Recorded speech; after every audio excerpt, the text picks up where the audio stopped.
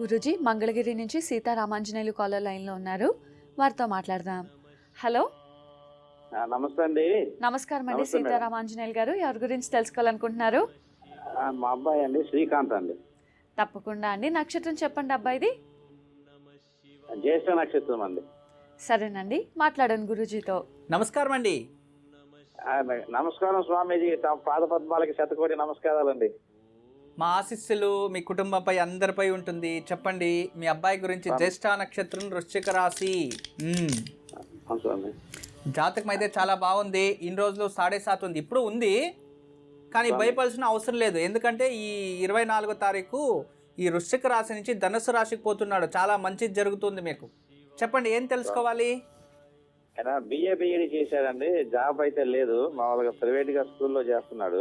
ఎందుకంటే మీ అబ్బాయికి చూడండి, రాశి వృశ్చిక రాశి, దశమ స్థానం, ఉద్యోగ స్థానం, సూర్యుడు అధిపతి. ఖచ్చితంగా మీ అబ్బాయికి ప్రభుత్వ ఉద్యోగం జాతకంలో ఉంది, కానీ అతను చక్కగా ప్రిపేర్ అయ్యి మంచి క్వాలిఫైడ్ అవుతే దొరికేస్తుంది. ఎందుకంటే అబ్బాయికి స్వామి పెళ్లి చేశామండి, మమ్మల్ని వదిలి వెళ్ళిపోయాడు, ఉండలేదు మా దగ్గర. అయితే ఏంటంటే వెళ్ళిన మేము ఫోన్ చేసినా మాట్లాడు, ఆ ఫోన్ కట్ చేస్తాడు. ఇప్పుడేమో మా మీదేమో బ్యాడ్ గా ప్రచారం చేస్తున్నాడండి. అంటే తల్లిదండ్రుల పైన అతను బ్యాడ్ గా ప్రచారం చేస్తున్నాడా? అది మమ్మల్ని ఎలగొట్టారు, ఇంట్లో నుంచి సరిగ్గా చూడలేదు. ప్రచారం ఇప్పుడు అతను తప్పు చేసి మీ పైన అపప్రచారం చేస్తే కొందరు ఉంటారు జనాలు, వాళ్ళు నిజమే అనుకుంటారు. అయితే కొందరు ఉంటారు కదా బుద్ధివంతులు, దాని నుంచి మీరు దాని గురించి ఆలోచించండి. తల్లి తండ్రి కర్తవ్యము, మీరు వాళ్ళని చక్కగా పెంచాలి మంచిగా. ఇప్పుడు చూడండి, మీరే ఆలోచిస్తున్నారు నా కొడుకు ఎప్పుడు ఉద్యోగం వస్తుందా లేదా అని. మీలో ఇంత మంచితనం పెట్టుకుంటే, అతను మూర్ఖుడు, మా అమ్మ నాన్న ఎల్లు కొట్టేస్తారు, నాకు భోజనం వేస్తా లేదు, అలా ఇలా ఆలోచిస్తే అతనే పశ్చాత్తాపం పడాలి, అంతే. మీరేం కంగారు పడకండి, ఖచ్చితంగా మీకు శుభమే జరుగుతుంది. మీరు ధైర్యంగా ఉండండి.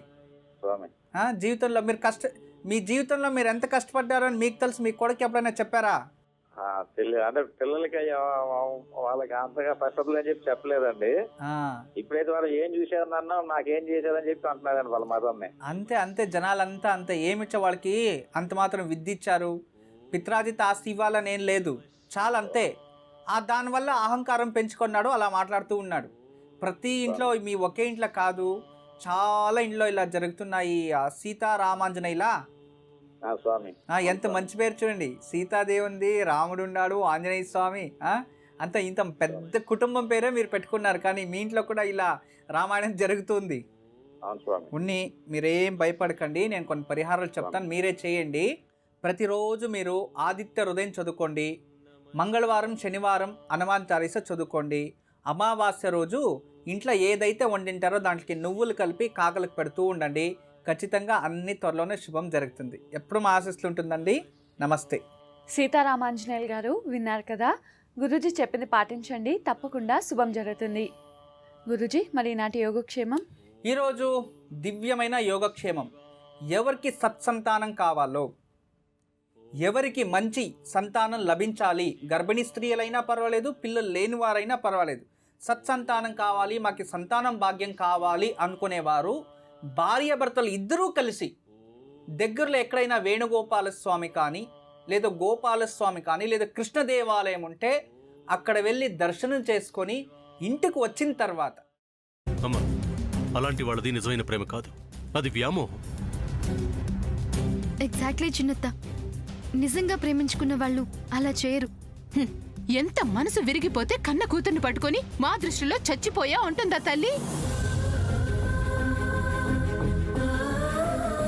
అది సరే అమ్మా, తన కూతురుతో తన మాట అనేటప్పుడు ఆమె మాటల్లో వ్యథా, కళ్ళల్లో బాధ గమనించావమ్మా? పెద్దబాబుకు బర్త్డే విషెస్ చెప్పు కూడా వెళ్ళాం కదా. ఊరికే ఎలా కాలిపోతుంది? మంట పెడితేనో పడితేనో తగలబడుతుంది.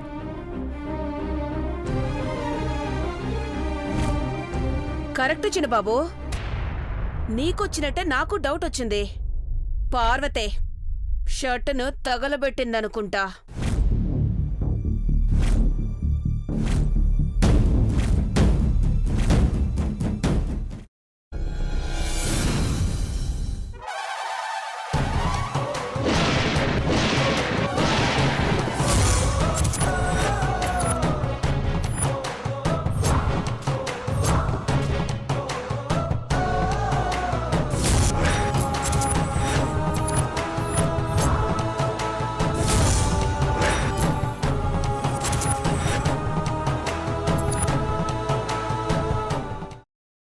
తీసుకున్న తర్వాత పొట్టు తీసేసి చాప్ చేసి పక్కన పెట్టుకోవాలి.